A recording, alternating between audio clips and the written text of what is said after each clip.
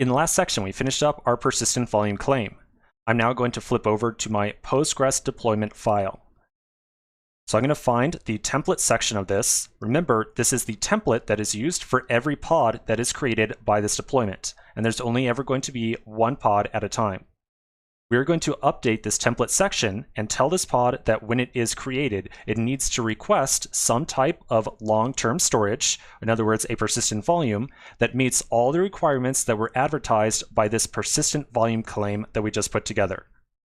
So inside of my Postgres deployment file, I'll find the template section and then the spec inside there. And inside the spec, we're going to add on a new key value pair. So I'm on the same indentation level as containers right here.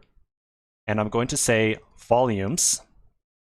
This is going to be an array, so I'll put a dash in, and then I'll say name of Postgres storage, and then persistent volume claim name, and this is going to be the name of the claim that we had just put together in the other file.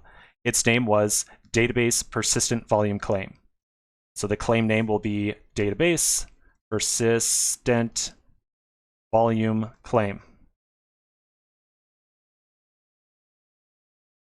Okay, so this right here is what sets up the request on the pod to reach out to Kubernetes and say, I need some type of long-term storage that meets all the requirements that are laid out inside of this database persistent volume claim object. And that's what we had just put together over here.